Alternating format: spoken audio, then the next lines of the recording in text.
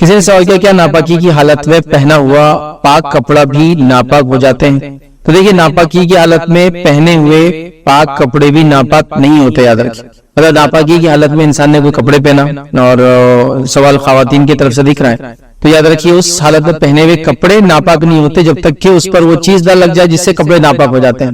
मतलब एक शख्स है और उसने कपड़े पहना है और उसको फिर नापाकी की हालत शुरू हो गई उस खातून को, तो उसको अगर कपड़ों पर वो चीज लगी है तो वो कपड़े नापाक होंगे।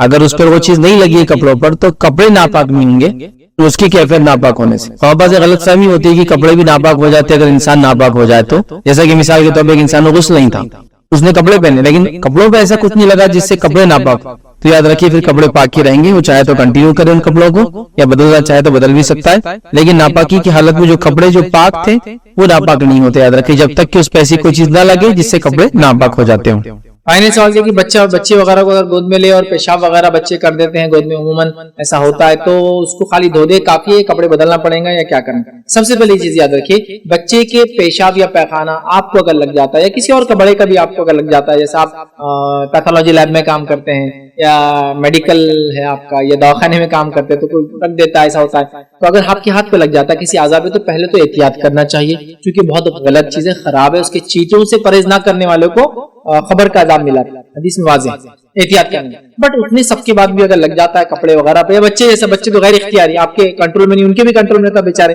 या बूढ़े घर में हो जाते कुछ वालिदैन वगैरह या कोई रिश्तेदार, उनको समझ नहीं होती बेचारों को, ठीक है, वो कर देते हैं, हमारा काम एहतियात करें, फिर भी वो तो कर देते लग जाता है, तो इस मामले में याद रखिए आपके गुस्ल और वजू पे से कुछ फर्क नहीं पड़ता। पहली चीज से ना गुस्ल टूटता ना वजू टूटता है, याद रखिए, ना अपने पेशाब के लगने से ना किसी और के, क्योंकि ये गुस्ल को और वजू को तोड़ने वाली चीजों में से नहीं है, हदीस में कहीं भी नहीं कि ये चीज लगने से गुस्ल टूट जाता है, वजू टूट जाता है, पहला। दूसरा, अगर आपकी आंख पे लगा, अगर बच्चा लड़की हो तो आपको उतना हिस्सा धोकर निचोड़ना पड़ेगा, और बच्चा अगर लड़का हो, क्योंकि हमारे बच्चा बोले तो बच्चा यूज करते लड़का और लड़की दोनों को, तो बच्चा अगर लड़का हो तो फिर अगर वो नहीं खाता हो, खाना नहीं खाता हो, इतना छोटा हो कि अभी गिजा बाहर का कुछ नहीं खाता, सिर्फ माँ का दूध पीता हो, तो पानी लेके छिड़कना है काफी।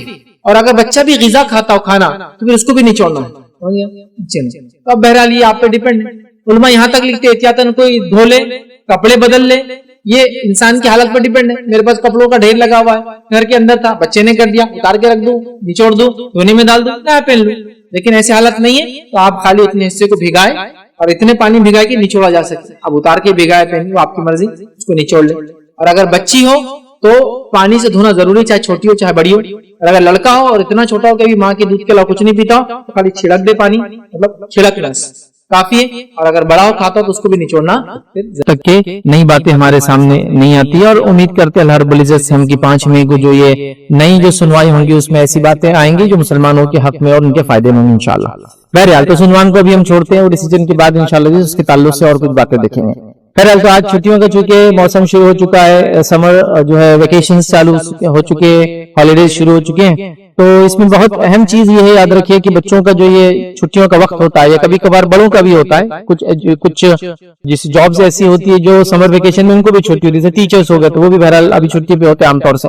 तो बहरहाल छुट्टियां चाहे वो समर वेकेशन की हो, विंटर की हो या किसी और वक्त की, याद रखिए हमें चाहिए कि हम वक्त का सही इस्तेमाल करें। छुट्टियां क्या है, एक वक्त है जिसमें आपको जो रूटीन है आपका लाइफ का, जिस खासतौर से हमारे आजकल के मॉडर्न एज में बच्चे स्कूल और कॉलेजेस जाते हैं, ठीक है, ये जॉब करते हैं, तो रूटीन से हटकर मौका मिलता है कि कुछ इंसान कर सके, याद रखिए, तो ये उसका मौका होता है। लेकिन एक बड़ी अफसोस की बात है कि जब भी छुट्टियां आती है वहां पर छुट्टियों को उमूमन कोई प्लानिंग से नहीं गुजारा जाता है, बल्कि छुट्टियों के बारे में या हॉलीडेज के बारे में, वेकेशन के बारे में एक थॉट प्रोसेस होता है, इसको बेतरतीब गुजारना है। जैसे मिसाल के तौर पर आम तौर से देखा जाता है कि मुसलमान जुमे को छुट्टी लेते हैं, इन द सेंस कि अगर खुद का बिजनेस छोटा मोटा वगैरह तो बंद रखते हैं, है ना, तो उसका माना क्या है मालूम आपको, जुमे को बंद रखने का मतलब पूरा दिन सोते रहना, सुस्ती का दिन, मतलब जुमा को इसलिए छुट्टी नहीं कि अस्कार का दिन, जल्दी तैयार होने का दिन, जुमा को अव्वल वक्त पहुंच के सफ में बैठने का दिन नहीं, ये इसको बोलेंगे अब सुस्ती का दिन है, आज पूरा दिन सुस्ती है। अब जिन लोगों के स्कूल कॉलेजेस रेगुलर होते हैं तो इतवार का दिन उनको छुट्टी मिलती है, संडे उनका हॉलीडे होता है वीकली। तो इसका मतलब ये है कि सबसे अनऑर्गेनाइज्ड डे वही रहता है, मतलब जब आंख खुली जब दिन शुरू होगा,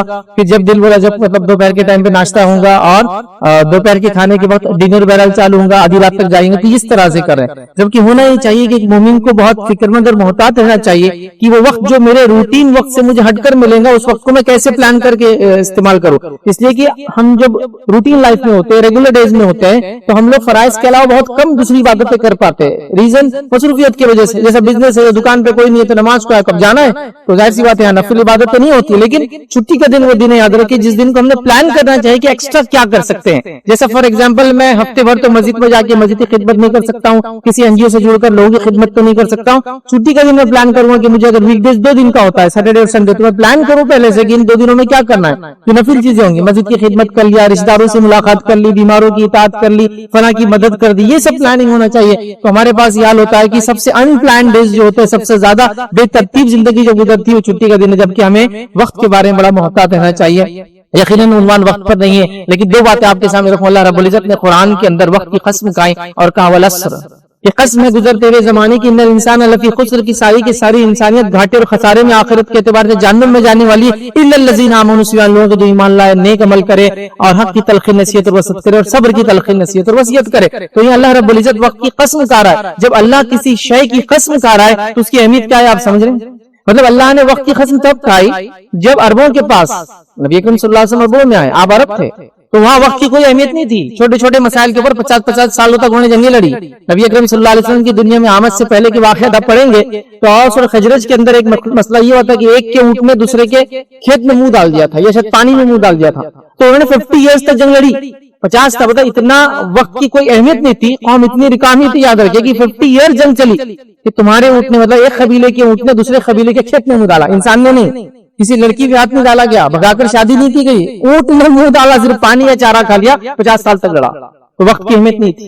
उस वक्त में नबी अकरम सल्लल्लाहु अलैहि वसल्लम भेजे जाते हैं जब इंसानियत के वक्त की अहमियत नहीं, और आप कहते हैं ये वही आप पे नज़्वल अस्र, कसम गुजरते हुए जमाने की, इंसान खसारे में। और बस सहाबा ने फिर वक्त की अहमियत को समझ लिया, अपनी हर घड़ी हर पल को सही जगह इस्तेमाल किया। तो लिहाजा बड़ी अहम बात। दूसरी जगह रसूल सल्लल्लाहु अलैहि वसल्लम ने फरमाया 5 सवालात के जवाब जब तक इंसान नहीं देगा, इब्ने आदम नहीं देगा, उसके कदम अल्लाह ताला के सामने से नहीं हटेंगे। और 5 सवालात क्या है? जिंदगी कहाँ लगाई, एक रिवायत में जिंदगी कहाँ खपाई और बर्बाद की, और जिस्म कहाँ बर्बाद किया तेरा। दूसरा सवाल जवानी कहाँ लगाई। उसके बाद तीसरा इल्म कितना हासिल किया, कितना अमल किया, माल कहाँ से कमाया और कहाँ खर्च किया। ये सवालात होने वाले हैं। तो यहाँ 5 सवालात में 2 सवालात देखिए वक्त के ऊपर है। जिंदगी कहाँ खपाई या लगाई, जवानी कहाँ लगाई। हालांकि जिंदगी जवानी एक ही चीज है ना, जो जिंदगी के अंदर जवानी आती है, क्योंकि जवानी प्राइम टाइम से क्वेश्चन हो रहा है, तो यहाँ भी वक्त का सवाल हो रहा है। तो वक्त बड़ी अहम चीज है। मर्तबा इंसान भी अल्लाह से गुजारिश करेंगे फरिश्तों के जरिए कि मुझे थोड़ी ढील और मोहलत दी जाए ताकि मैं जिंदगी में जो नेकिया करना चाहिए था नहीं किया वो करके आ जाऊं। तो सूरह मोमिनून के आयत नंबर 91, 100, 99 और 100 में आप पढ़ ले उसको। तो वक्त की बड़ी अहमियत है। तो छुट्टियां एक वक्त है, एक नेमत है, तो इस वक्त को कैसे गुजारना चाहिए इसको पहले प्लान करना चाहिए। अल्लाह के रसूल सल्लल्लाहु अलैहि वसल्लम ने एक रिवायत में ये भी फरमाया था कि 5 चीजों को 5 चीजों से पहले गनीमत समझ लो, जिसमें एक फरमाया था खाली वक्त को गनीमत समझ लो मसरूफियत से पहले। तो छुट्टियां खाली वक्त होता है, इसको हमने चाहिए कि हम मुकम्मल तौर से 100% यूटिलाइज करके बेनिफिट लेकर फायदा उठाए, अपने आप को भी दे और अपनी नस्लों को भी दे। तो बड़ों के लिए भी छोटों के लिए। लेकिन आज का लेक्चर मकसूद जो है छुट्टियों में हम कैसे गुजारे, खासतौर से उन लोगों के लिए जो स्कूल कॉलेज जाते हैं। अब जाहिर सी बात है बड़े और छोटे सब है, समर हॉलीडेज वेकेशन की बात करें तो मैं सबको तो अलग अलग नहीं बोल सकता हूँ। तो अगर मैं मिसाल के तौर पर ये कह रहा हूँ कि इबादत करो, बड़ों के लिए कह रहा हूँ, तो बच्चों के लिए बात होगी कि उनको इबादत सिखाओ। मतलब एक ही चीज को दोनों पहलू से लेना पड़ेगा, अलग अलग नहीं बोल पाऊंगा।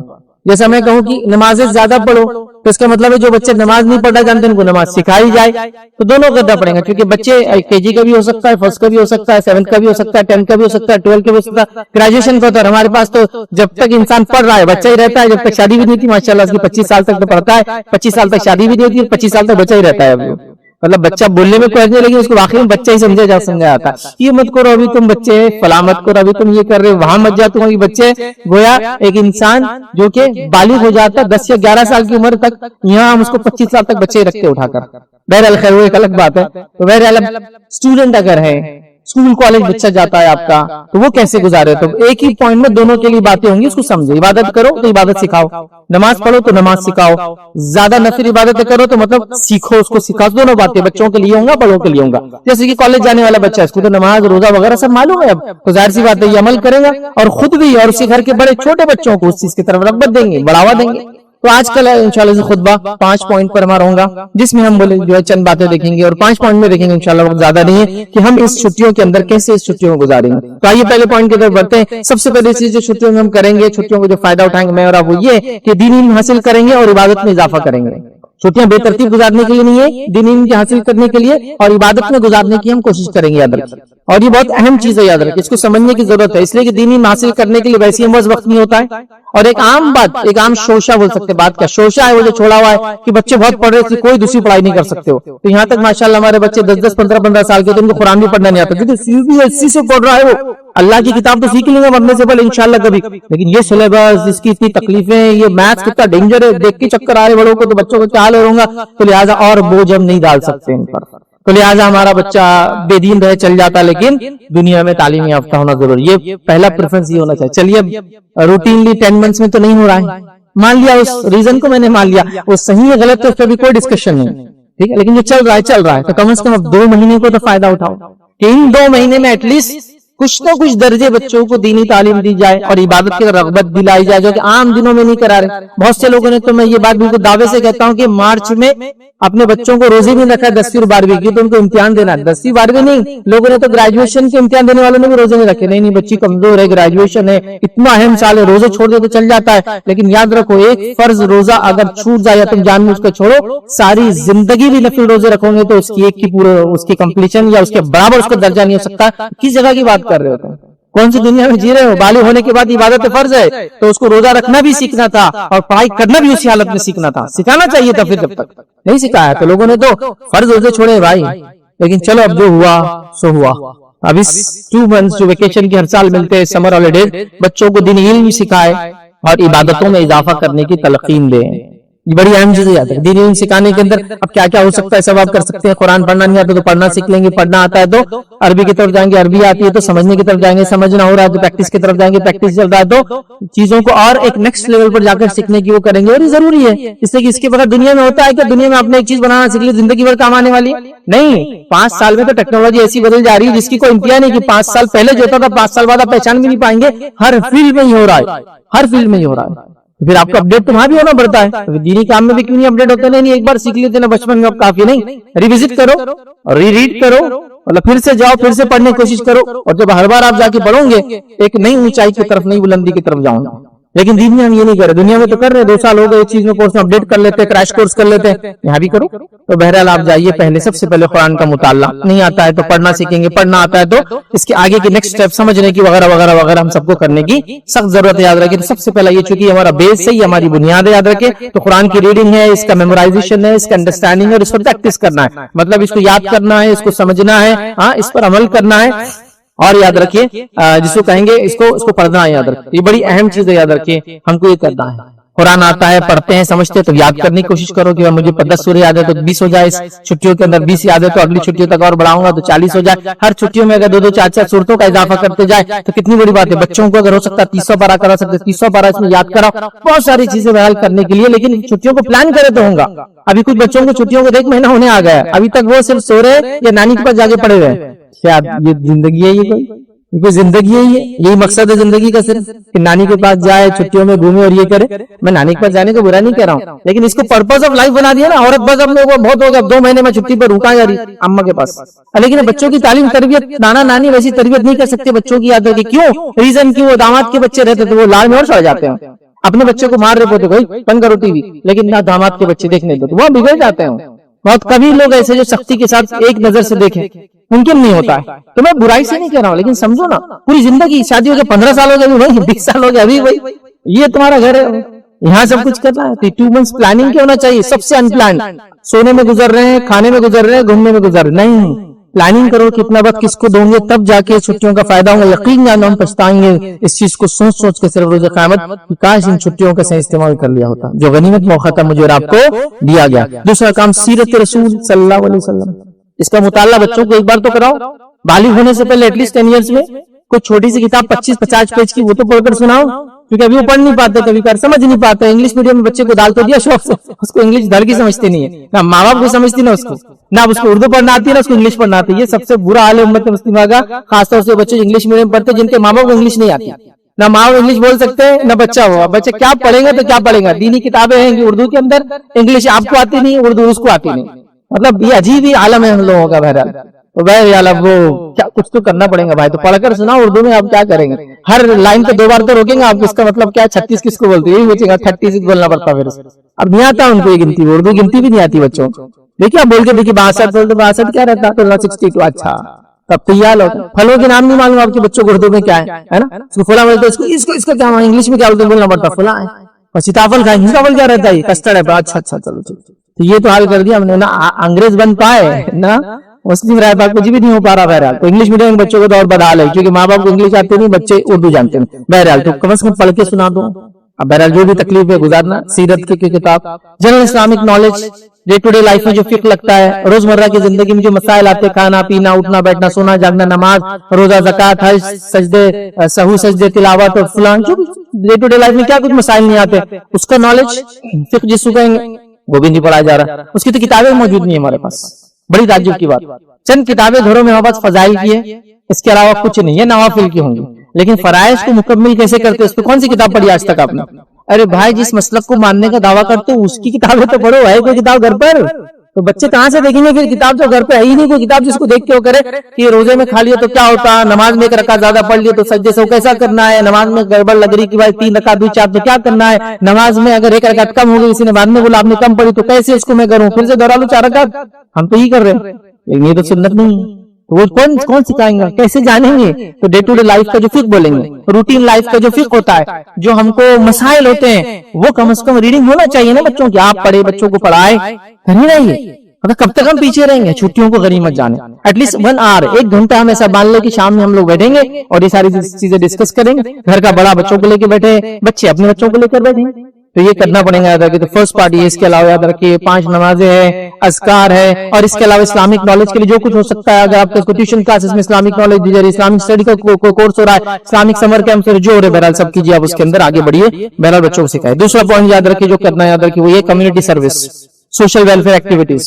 छुट्टियों का अल्लाह ताला ने गनीमत मौका दिया है, कम्युनिटी सर्विस बच्चों से कराई, इसलिए कि हमारे बच्चे हाईली अनसोशलाइज्ड है, मतलब समाज में रहना नहीं जानते आजकल के बच्चे, वो सिर्फ गेम्स में रहना जानते हैं, वो सिर्फ मोबाइल स्क्रीन पे रहना जानते हैं। तो सोशलाइज कब होंगे, जब तक कि उनको आप कम्युनिटी सर्विस नहीं करवाएंगे। जब आप उनको समाज में डालेंगे और समाज को देखेंगे तो वो समझने लगेंगे कि समाज कैसे चलता है, अच्छाइयाँ क्या होती है, बुराइयां क्या होती है, क्या करना चाहिए क्या नहीं करना चाहिए। अच्छाइयाँ देखेंगे आके पूछेंगे, बुराइयां देखेंगे आके करने की कोशिश करेंगे, आप बोलेंगे ये गलत है ये सही है, ये सब सिखाना पड़ेगा। फिर समझ में आएंगे उनको समाज में अच्छे लोग भी होते हैं, बुरे लोग भी होते हैं, सही लोग भी होते हैं, गलत भी होते हैं, सबकी बात सुनी नहीं जाती है। तो सोशलाइज कीजिए उनको।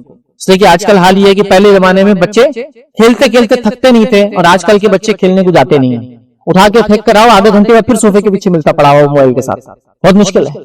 तो सोशलाइज करना बहुत जरूरी है। तो सोशल वर्क के अंदर सबसे पहले वॉलंटियरिंग करवाओ उनको, मस्जिद से जोड़ो उनको। मस्जिद के अंदर ही सबसे ज्यादा सोशल वर्क हो सकता है, इन द सेंस आप जमा होते 5 नमाज के लिए, तो यहाँ सोशलाइज होते लोगों को देखते हैं, नजरियात को देखता है बच्चा, हरकत को देखता है, अखलाक को देखता है और सीखता है। कई बार बोलता है नहीं अंकल वो डेंजर, मार के पीछे कर दे सफ में हमको, वो अंकल तो हमको मॉनिटर करते रहते, अंदर घुसे क्या अकालते, जैसे कि गली के अंदर कुत्ता घुसता कैसे अकाल देते, तो वैसे बच्चा वजू खाने में चल जाओ, तारत खाने में तुमको जाने की जरूरत नहीं, इसलिए तुमको पेशाब आता नहीं है, तुम्हारे पूरा मौजू कंप्लीट होना जरूरी नहीं है, तुमको सफ में खड़े रहेंगे तो मैं तुम्हारे आगे से जाऊंगा, इसलिए कि तुम्हारी नमाज कबूल भी नहीं होती है। ये सब हालत बच्चों के साथ करते हैं, तो बच्चे सीरियस नहीं होते याद। तो बहरहाल सोशलाइज होंगे, लेकिन वहीं से आपको सिखाना पड़ेगा। समाज में अच्छे बुरे लोग दोनों होते हैं, ये बात सुनी जाएंगी, ये बात नहीं सुनी जाएंगी, ये बात सही वो करे, ये बात गलत करे, बट आपको कुछ चीजों को बर्दाश्त करके लेके चलना पड़ेगा। अब क्या है, तो वॉलंटियरिंग कराओ उनको, मस्जिद भेजो ताकि मस्जिद जाए, सोशलाइज हो 5 वक्त की नमाजों में। दूसरा काम सोशल वर्क कराओ, जो गरीब और मिस्किन आपके इलाके में, उनके हालात जानने लगाओ, उनके पास भेजने लगाओ। कम से कम गरीबी को देखेंगे तो वालिद जो कमाता है उसका एहसास करना सीख जाएगा, कुछ और नहीं फायदा। तो जो सवाल कर रहा है आपसे क्या किया तुमने, आपको आज तक देखेंगे जब गरीब लोगों को, तो सोचेंगे नहीं मेरे बाप ने जो किया बहुत कुछ किया। लोग कितने बुरे हाल में जिंदगियां गुजार रहे हैं, तो उसको एहसास क्यों नहीं आ रहा बच्चों को, इसलिए कि समाज में रहते नहीं है। नबी अकरम सल्लल्लाहु अलैहि वसल्लम के जमाने में और सहाबा के जमाने में लोगों में इतने लोग घुले मिले रहते कि उनके मसाइल को जानते थे, इसलिए तड़प जाते थे और उनके लिए सब चीज करने को रेडी रहते थे, और बहुत कम उम्रों में उनको समझ आ जाती थी। अभी हमारा बच्चा तो 25 साल तक लॉलीपॉप चूसते फिर रहा है, इसको तमाम जबान में, उसको कुछ समझता नहीं था समाज कैसे चलता है, सोसाइटी कैसी चलती है, बड़ों से बात कैसी होती है, छोटों से बात कैसी करना है, बिजनेस तिजारत कैसे करना है, कुछ नहीं। उसको चूंकि पढ़ रहा है, वो पढ़ रहा है, वो ऐसा पढ़ता कि बाद में पढ़ा हुआ ही दिखता आपको, मतलब वो कुछ नहीं कर रहा है, ये तो बहुत पढ़ लिया उसने, समाज में रहना नहीं सीखता है, बाद अखलाक नहीं है तो समाज में डालो, वॉलंटियरिंग कराओ, लोगों के पास भेजो, गरीबों के पास भेजो, मसाइल को जानने भेजो, कुछ है तो देने के लिए नज्म बनाओ कि आज अपन फला चीजें देकर आएंगे, किसी गरीब को फला चीज, जाओ ढूंढ के आओ, फला करो, ये सब करवाना पड़ेगा। याद रखिए, मेडिकल असिस्टेंस से कई लोग बीमार होंगे आपके इलाकों में, जिनको जरूरत है आपकी मदद की, कभी पैसों की नहीं लेकिन फिजिकल मदद को लेके चल जाए। मालूमात रखो, मस्जिदों में सिस्टम बनाओ कि वहां के कोई बोले कि हम बीमार है, हमको जरूरत है, कोई यहाँ के ऐलान हो कि भाई फला घर में बीमार है, कोई जाके मदद कर दे, कुछ दे, कुछ भी हो सकता है। ये सब काम करना पड़ेगा। फैमिली सपोर्ट है, फ्रेंड सपोर्ट है, मतलब लोगों से मिलो, जाके मिलजुल बढ़ाओ, पता तो चले कि हमारे खानदान वाले कौन है, रिश्ता निभाने का। लेकिन हमारे पास वो सिस्टम भी नहीं है। मेरा रिश्तों में हमने कड़वाहट इतनी डाली दूसरे के, मतलब हर किसी ने दूसरे के पैरों में चाटी डाल के गिराए हुए हैं, तो रिश्ते फिर इस वजह से निभाए भी नहीं जा सकते। लेकिन रिश्तों को निभाना भी जरूरी है, इसकी बड़ी अहमियत है। याद नबी अकरम सल्लल्लाहु अलैहि वसल्लम सहाबा से फरमाया था कि तुम देखो फला जगह तुम एक दिन फतेह करोगे, कहाँ की? अफ्रीका की, मिस्र की। तो याद रखना कि अल्लाह के रसूल सल्लल्लाहु अलैहि वसल्लम के एक बेटे मारिया खित्तिया से पैदा हुए थे, जो कॉप्टिक थी, मिस्र के इलाके की रहने वाली थी। तो याद रखना ये मेरी औलाद की माँ है। तो जब अम्र बिन आस रज़ी अल्लाह के जमाने में उस इलाके को फतेह किया गया तो किसी से कोई बदला या उनको सजा नहीं दी गई, कहा कि ये अल्लाह के रसूल सल्लल्लाहु अलैहि वसल्लम के रिश्तेदार है। तो रिश्तों को निभाना बड़ी बात है। याद है कि इलाकों के मतलब वहां उनके रिश्तेदार नहीं थे, लेकिन वहां से वो थी तो उन लोगों के इज्जत इकराम किया गया। कितनी बड़ी बात है। अभी तो सगों के रिश्ते नहीं निभाए जा रहे थे, ये तो इतनी दूर की बात हो रही। बहरहाल तो ये भी जरूरी है। तो फैमिली विजिट कीजिए, लोगों को बताइए अपने रिश्तेदार कौन है, फला है। इसी तरह याद रखिए बहुत सारे और काम है। गर्मी के दिन है तो झाड़ों की जरूरत है, छावनी होती है। चलो आज नहीं तो 10 साल बाद कोई झाड़ आए ना तो लगेगा, आज तो 10 साल बाद छाव देगा इंशाल्लाह। पानी की नज़्म कीजिए, हर चौराहे पे, हर नुक्कड़ पर, हर जगह जहां भी हो सकता है करना चाहिए ना। कहाँ किया जा रहा है? कोई इंतजाम नहीं है, कोई सिस्टम नहीं है। उम्मत मुस्लिमा को किसी चीज की फिक्र नहीं है, इसलिए कि वो अपने आप में ही परेशान है। याद रखिए, जब तक अपने आप में लोग परेशान होंगे, दूसरों की नहीं सोचेंगे, अल्लाह ताला उनकी परेशानी हमारी परेशानी को हल करने वाला नहीं है। क्योंकि हदीस में वाज़ेह अल्फाज है, जब एक मोमिन बंदा दूसरे मोमिन के लिए दुआ करता है तो उससे बेहतरीन मजलिस में इसके लिए वही दुआ होती है। तो अगर मैं दुआ करूं अल्लाह फला का मसला हल कर, फरिश्ते मेरे लिए दुआ करते हैं अल्लाह इसका मसला हल कर, तो निकलो दूसरों के मसले हल करने में अपने मसलों को हल कराओ, ऐसा बोल सकता हूँ जुबान। ये सब कर सकते हैं, जब भी कर सकते हैं छुट्टियां हो तो। अगर छुट्टियों के अलावा तो टाइम नहीं मिलता। तीसरी चीज जो करना है याद रखिए इस छुट्टियों के अंदर, याद रखिए वो है स्किल एक्वायर कराओ बच्चों को, हुनर सिखाओ बच्चों को। छुट्टियां आती है 2-2 महीने 3-3 महीने, कुछ लोगों को 2 कुछ लोगों को तो साल में 2 बार होती है सेमेस्टर, जिनके एग्जाम होते हैं 40-40 दिन 50-50 दिन 2 बार साल में। क्यों नहीं कोई हुनर एक्वायर करे? नहीं, बच्चा तालीम हासिल करा, करने देना तालीम। हुनर एक अलग चीज है, तालीम करते रहेंगे, तालीम तो करना ही है उसको माशाल्लाह। हुनर भी होना चाहिए ना। कोई हमारे बच्चे 12वीं हो जा रहे हैं, ग्रेजुएशन हो जा रहे हैं, हुनर नहीं है उनके पास। और ऐसी कई हुनर की चीजें माशाल्लाह जो अतराफ में फैली हुई है, जिसको हम हुनर समझते नहीं है। ये हमारी बेवकूफी और कमअक्ली। अपने अतराफ में देखो, घर के अंदर खानदान में देखो कितने लोग हैं जो कमा रहे हैं। अब आपने ये घर में 2 लोग कमा रहे, वो लोग 4, उनमें से कितने लोग हैं जो डिग्री हासिल की उसके मुताबिक कमा रहे हैं? आप कहेंगे 100 में से 10 ही लोग हैं जो डिग्री के मुताबिक कमा रहे हैं। 90 लोगों का तो अलग ही काम, इन्होंने ग्रेजुएशन करके पेंटिंग काम, उन्होंने ग्रेजुएशन करके इलेक्ट्रिशियन में ग्रेजुएशन करके, कंस्ट्रक्शन की फील्ड में ग्रेजुएशन करके, टेलरिंग की फील्ड में ग्रेजुएशन, इनका अलग ही फील्ड में, लेकिन कहाँ भी टेलरिंग के करे इन्हों फला है। तो पता चला हर को वैसे नहीं। लोग अक्सर हमारे इलाकों में हुनर से कमाते हैं, डिग्री से नहीं कमाते हैं। मैं नहीं कहूँ डिग्री से कमाई नहीं होती, लेकिन हुनर है। तो हुनर को क्यों छोटा समझ लिया हमने, जबकि अतराफ में हर कोई कमा रहा है। अपने माँ बाप को देखो, उन्होंने हुनर के जरिए तुमको यहाँ तक लाया। डिग्री तो फला फील्ड में थी, लेकिन हुनर ये था तो इस फील्ड में लगे, तो इसी में आगे बढ़ते गए। फिर जॉब में बॉस ने बोला ये काम करो, फला करो, यहाँ पहुंच गए। हुनर को हम छोटा समझ रहे हैं, हुनर को हमने बांट दिया, हुनर को हम सिखाते नहीं। हुनर सिखाओ, हर आदमी हुनरमंद हो मुसलमानों का, छोटे से लेकर बड़े हर हुनर को सीखो। कोई चीज छोटी बड़ी नहीं होती जब तक कि वो हलाल है। हराम है तो बस खत्म, फिर कितनी भी बड़ी हो, कितना भी पैसा लाए, वो गलत है। लेकिन हलाल कोई चीज है, छोटी छोटी हो, फायदेमंद होने वाली। हमने हुनर को छोटा बड़ा समझ लिया। अरे पूरे फर्स्ट वर्ल्ड कंट्रीज को देखो, यूरोप को देखो, अमेरिका को देखो, हुनर की बुनियाद पे कमा रहे हैं। हुनर की बुनियाद पे कमाते हो। डिग्री जिनका इतने उनका इंटरेस्ट नहीं, उनका हुनर है उनके पास कि मैं ये बना सकता हूँ, मैं फुला करता हूँ, मैं फुला हूँ, मैं फुला हूँ, कई लोगों से बेहतर। तो समझो इस चीज को, हमने हुनर को बांट दिया। क्योंकि हमारे मुल्क के अजीज में हुनर के मुताबिक कास्ट सिस्टम था, फला चीज बनाने वाला फला होता है। तो कुछ चीजें छोटी हो गई, कुछ चीजें इस्तेमाल के बाद जो छोटी थी उनको छोटा समझ लिया गया, इस्तेमाल के बाद जो बड़ी थी उनको बड़ा समझ लिया गया। ये भी प्रॉब्लम हो, जिसकी वजह से हम स्टीरियोटाइप बन गए। स्टीरियोटाइप समझते हैं किसी चीज की वजह से किसी चीज को वैसा समझना। जैसे कि मिसाल के तौर पर मुसलमान है तो आतंकवादी तो होंगे, इसको स्टीरियोटाइप। चाइना से तो कराटे आते ही होंगे, स्टीरियोटाइप। आप समझ, ये होता है, तो इसको बोलते हैं। हमने स्टीरियोटाइप बना दिया। अच्छा तुम्हारे अब्बा फला करते हैं तो फला होंगे तुम लोग, मतलब उसको चूंकि उससे जोड़ दिया, लिहाजा प्रॉब्लम हो गई। अब प्रॉब्लम क्या होगी मालूम आपको? ये काम छोटा है, वो काम बड़ा है। ये बहुत बड़ा मसला है। पूरे आप गल्फ में जाइए, वेस्टर्न कंट्रीज में जाइए, वो काम को छोटा बड़ा नहीं बोलते हैं कभी भी। किसी से भी आप पूछिए आप क्या करते हैं, एकदम डट के बोलेंगे मैं पेंटिंग का काम करता हूँ। हमारे पास तो वो आदमी बोल नहीं सकता बेचारा।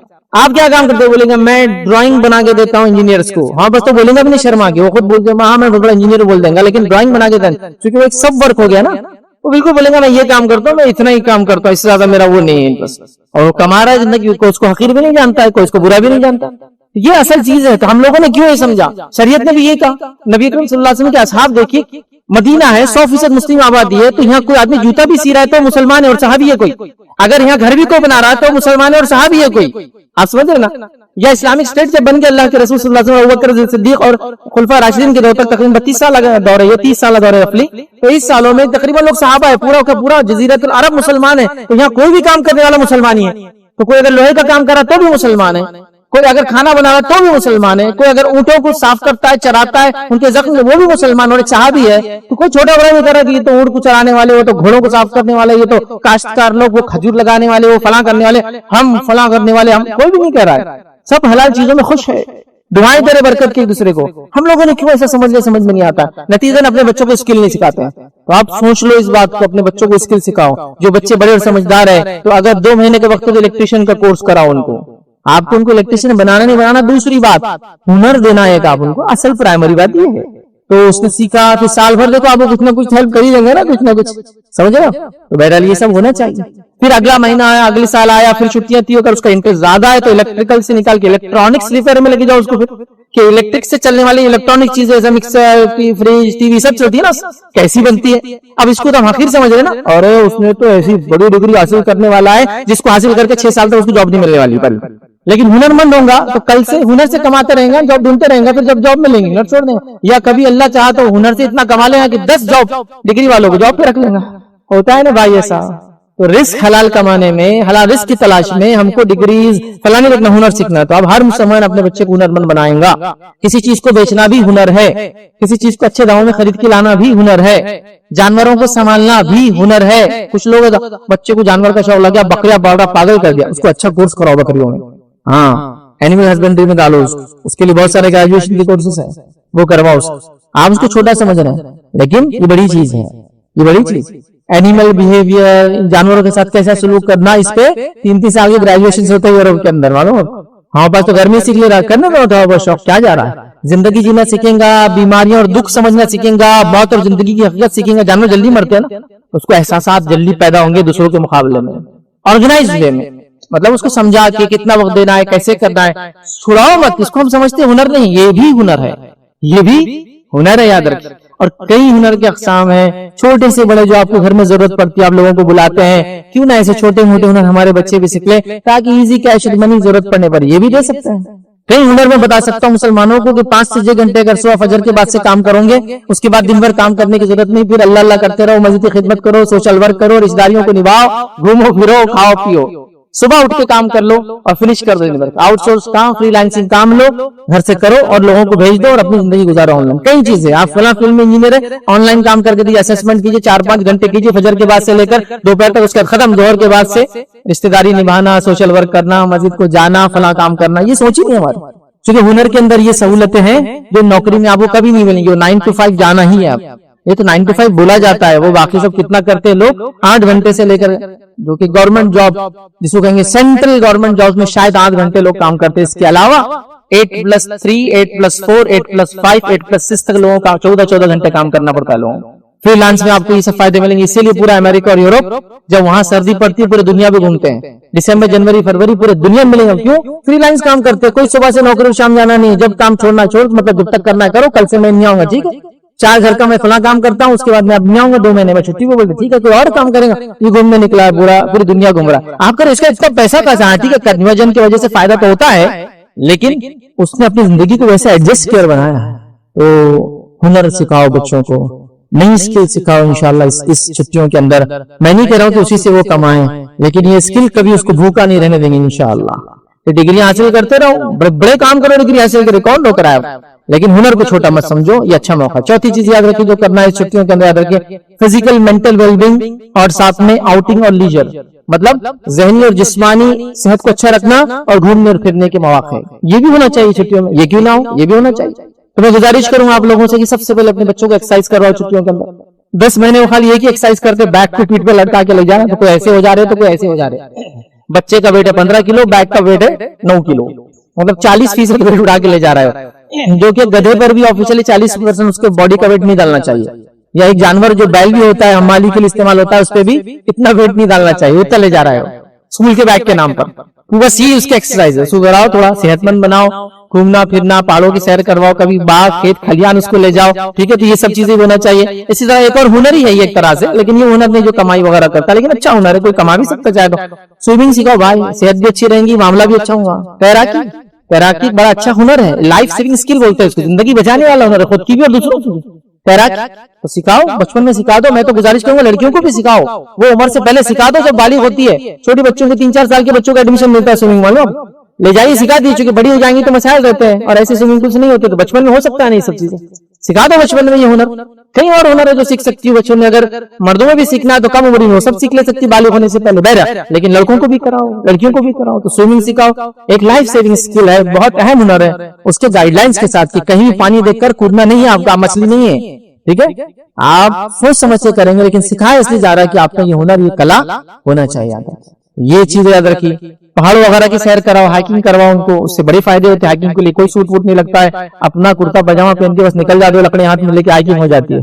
कोई भी पहाड़ पे चलो उतरो, उससे सेहत बनती है। अगर की शूटिंग और आर्चरी बच्चों को सिखा सकते हो सिखाओ, इसलिए कि इससे उनकी मेंटल वेलबींग का भी ताल्लुक है। जब आदमी शूट करता है, आर्चरी करता है, एम लगाता है, तो उससे उसका जहन भी शार्प और तेज होता है।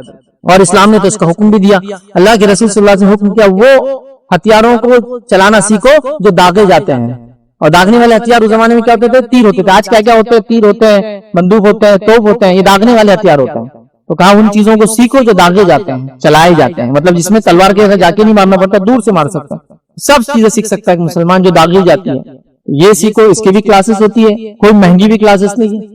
अगर आप आर्चरी करते हैं तो उसके लिए हाइट की एक लिमिट रहती है, बस उतना हाइट है तो आप कर सकते हैं, एक सेट खरीदना है। अगर आप शूटिंग में जाना चाहते हैं इवन, तो उसके लिए एक हाइट जरूरी है, 4 फीट एंड 5 इंचेस या 6 इंचेस हाइट हो तो लेते हैं, क्योंकि शूट करने के लिए। और हर गोली का आपको चार्ज पे करना पड़ता है, कितने गोलियां एक दिन में चलाएंगा उसको चार्ज पे कीजिए आप पर डे, पर बुलेट्स, वो भी सिखाते हैं। हमारे पास बहुत सारे कॉलेजेस के अंदर ये कोर्सेज है, ये रियल शूटिंग गन्स आप चलाना सीख सकते हैं, ये लीगल है सब, आपको सर्टिफिकेट मिलता है कि सीखा है। अगर बच्चा उसका अच्छा उसमें परफॉर्म करता है, किसी भी लेवल पर 3rd कैटेगरी के अंदर भी आता है, तो लाइसेंस आप ले सकते हैं गन के लिए, क्योंकि ऑफिशियल 2 ही लोग लाइसेंस ले सकते हैं गन के लिए, एक जो स्पोर्ट्स करते हैं और दूसरे जो सेफ्टी के लिए लेते हैं। सेफ्टी में आजकल नहीं मिलती आसानी से, स्पोर्ट्स के लिए मिल जाती है। ये भी तरीका है। कान डाल रहे हैं बच्चे को, क्या खेलने लगा रहे हैं, वो पता नहीं कौन से गेम स्टेशन में ले जाके 5000 के गेम खेल रहा, खाली गाड़ियों को हला रहा हो, मोबाइल को ऊपर नीचे कर रहा। उससे अच्छा ये 5000 के लिए उसको रियल कुछ तो भी सिखाओ जिंदगी में। ये सब चीजें हैं करने के लिए, सोचे तो है ना, पैसा तो बहुत है। बास्किन रॉबिन्स को आइसक्रीम खिला रहे हैं आप उसको, पैसा बहुत है आपके पास, अकल ही नहीं कहाँ क्या करना है। ये पैसा यहाँ लगाने से अच्छा वहां लगाओ, उसको सिखाओ, वहां पैसा बहुत जाता है, जाहिर से पर डे आपको कितना कितना चार्ज सबों में देना पड़ता है, लेकिन बच्चा एक हुनर सीख रहा है।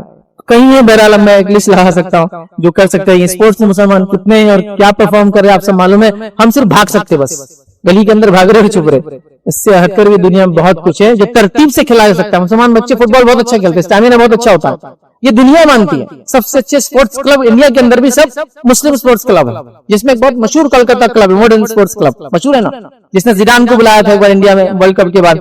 मॉडर्न याद रख स्पोर्ट्स क्लब, ये फुटबॉल क्लब जो कोलकाता का मशहूर क्लब है मुसलमानों का। औरंगाबाद के अंदर एक तारीख देखेंगे फुटबॉल की, तो आप देखेंगे सबसे ज्यादा प्लेयर्स फुटबॉल और हॉकी के अंदर मुस्लिम थे, और खासतौर से हमारे पर्टिकुलर स्कूल के मौलाना आजाद स्कूल, क्योंकि खेलते ज्यादा थे पढ़ते कम थे, तो चलो कुछ स्कूल में तो आगे गए। देखो पुराने वहां के प्लेयर्स कितने माशाल्लाह, तो होना चाहिए ना भाई, स्टैमिना का गेम है। अगर आप उसके लिए पैसा खर्च करें, तरतीब से क्लासेस लगाए, अच्छी जगह उसको एडमिशन दिलाए, तो एक अच्छा प्लेयर ही बन सकता है। ठीक है, कुछ नहीं तो सेहत अच्छी रखेंगे इंशाल्लाह, क्योंकि एक फुटबॉल खेलने वाला ड्रग एडिक्ट नहीं हो सकता, तंबाकू खाने वाला नहीं हो सकता, क्योंकि उसको मालूम है भाग नहीं सकता, सिंपल। तो उसकी सेहत भी अच्छी रहेंगी, मेंटल वेलबींग भी अच्छी रहेंगी, फिजिकल हेल्थ भी अच्छी रहेंगी। पर कई चीजें कर सकते, घूमने भी जाइए बहरहाल, क्योंकि आदमी स्ट्रेस होता है, तो जाइए ताकि तारीफ देखे शहरों की, घूमने जाइए ताकि सोशलाइज हो, घूमने जाइए ताकि सोशल इविल से पता चले बच्चों को बुराई अच्छा है क्या होती है। जब आप बाहर निकलते हैं ना तो लोग देखते हैं, अरे फला औरत खड़ी थी रास्ते में, ऐसे क्या कर रही थी, तो बताना पड़ता है बेटे बुरे लोग भी दुनिया में होते हैं, अच्छे लोग भी दुनिया में। फला अंकल एक चीज बेच रहे थे, बच्चे उसको ऐसा जला के पी रहे थे, बेटा वो गलत है। सोशल इविल्स भी सिखाइए उनको, घूमेंगे तो दुनिया देखेंगे तो सीखेंगे अच्छाई और बुराइयां, बताना पड़ेंगी क्या अच्छा है क्या बुराई है। तो ये 4th पॉइंट है, आखिरी पॉइंट इंशाल्लाह देखेंगे जो होगा, याद रखिए हमारा बच्चों के लिए छुट्टियों के अंदर खासतौर से, वो है स्कूल का प्रिपरेशन भी जरूरी है।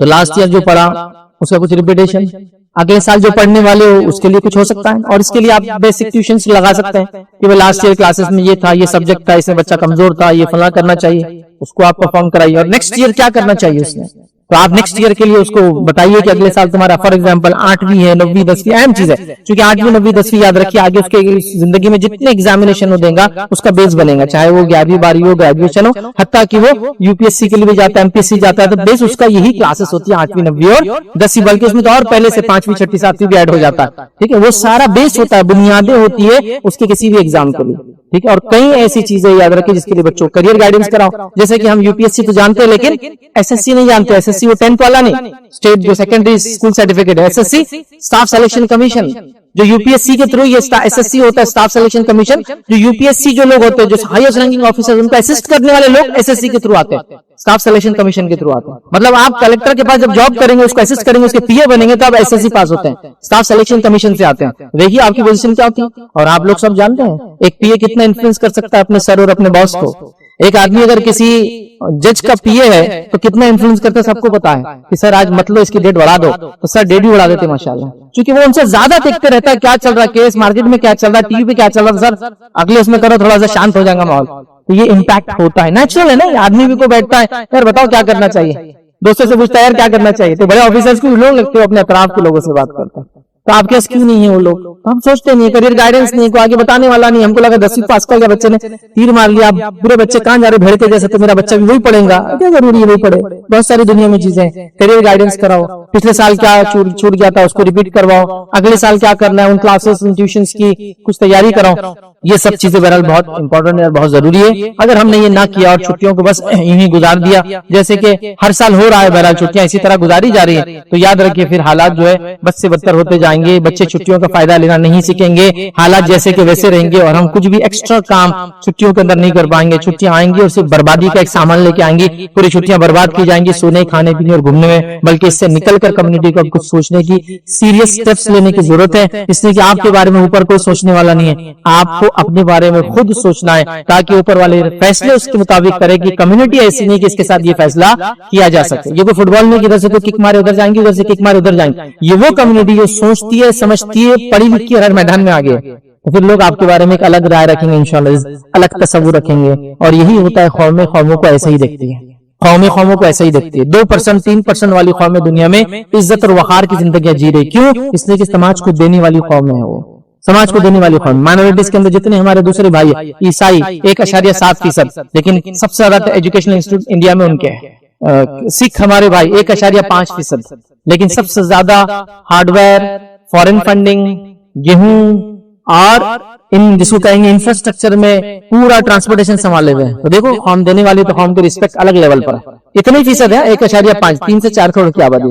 हम कितने मानो ऑफिशियल फिगर से 14.2, लेकिन आपकी कोई औकात और कोई हैसियत नहीं, कोई मुकाम और कोई वकार नहीं। जब चाहे आपके कोई भी कानून को, जब चाहे आपकी इज्जत को, आबरू को किसी को उछाला जा सकता है। देखिए आप हालात से सब आप देख रहे हैं ना कि कल फला मसला हुआ, किसी इंसान को वहां कुछ लोगों ने मार दिया और यहाँ लोग अब नाम लेके मार रहे कि भाई तुम हमने मारा, हमारी तस्वीर ये सोशल मीडिया वायरल कर रहे कि हमने इसको खत्म किया। तो ये मिजाज कब बनता है कौमों का, कौमों के बारे में जब वो आपको किसी हैसियत का हामिल नहीं समझती। तो अपनी हैसियत और मुकाम आपको खुद बनाना है। अब मौजज़े नहीं होने वाले, अबाबिल नहीं आने वाले। अब आप कहेंगे अल्लाह मेरी मदद, अबाबिल आ जाएंगे दुश्मनों को मार देंगे, नहीं होने वाला। अल्लाह ने आपको उसूल बता दी जिंदगी जीने के, उसूलों को मानो जिंदगी में इज्जत पाओ, उसूलों को छोड़ोगे जलील होंगे। तो उसूल बता दिए गए, तब अबाबिल नहीं आते। अब उसूलों के मुताबिक जीना, तो उसूल जिंदगी जीने के ये है कि अपने वक्त का हर पहलू सही रंग से इस्तेमाल करें। बहरहाल छुट्टियों का टॉपिक था, छुट्टियों की बात की, कल मौका मिला तो पूरी जिंदगी कैसी गुजारे उसके बारे में चंद बातें देखेंगे। तो बहरहाल इन्हीं चंद बातों पर अपनी बात को मैं खत्म करूंगा। उम्मीद करता हूँ कि पेरेंट्स खासतौर पर ध्यान देंगे और अपने बच्चों को इस छुट्टियों का सही फायदा उठाने की जो कोशिश करेंगे।